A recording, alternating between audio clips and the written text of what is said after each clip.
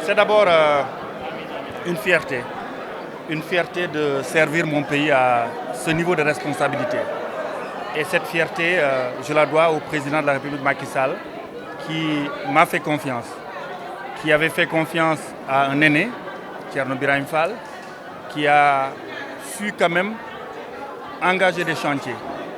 Et comme vous le savez, en administration publique, on est permanemment en chantier. On est en permanence donc dans des activités pour que la structure améliore ses services, améliore l'offre qu'elle propose aux Sénégalais.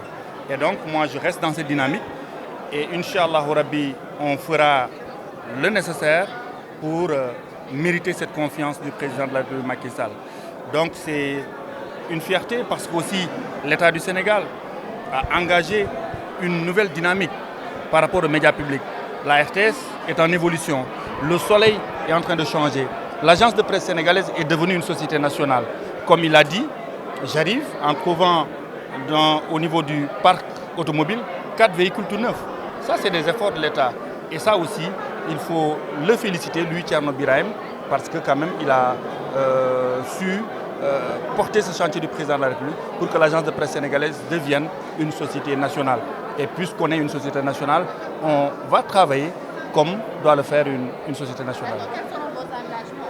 Parce que lui, il a parlé de son bilan. Quelle sera la suite? Pour l'instant, il n'y a pas d'engagement. On est au premier jour de service. Il nous a remis des documents intéressants que nous allons parcourir. Il nous a aussi remis un personnel professionnel. Il nous a aussi remis une institution vieille de plus de 60 ans. Et on ne peut pas prendre des engagements au premier jour. Ce que nous pouvons prendre, c'est un engagement personnel, c'est une détermination, c'est un engagement à servir davantage, un engagement à travailler H24, parce qu'on est quand même un média comme les autres. Notre particularité, c'est que nous devons quand même être le grossiste de l'information. Puisque nous sommes grossistes de l'information, nous devons avoir la primeur. Notre bataille, c'est surtout ça, c'est d'avoir la primeur, c'est de servir les autres médias que vous êtes, une bonne information, une information de qualité que vous allez exploiter.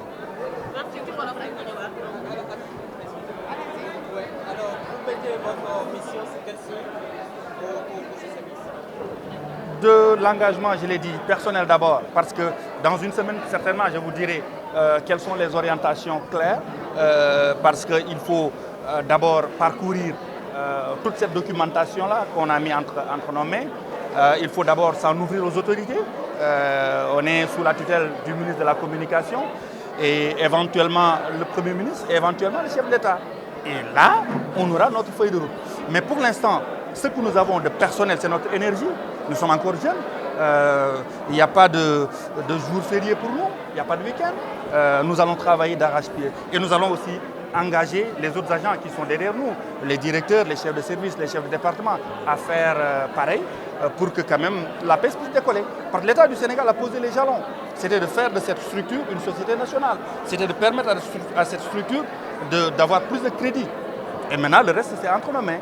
Et ça, c'est personnel, c'est ce que chaque agent doit faire pour, comme je l'ai dit tantôt, que la paix soit le vrai grossiste de l'information au Sénégal, la vitrine du Sénégal. Est-ce que vous avez eu à décliner depuis le... Oui, mais ces priorités-là, je les garde. Vous revenez dans une semaine, je vous dirai. Ouais.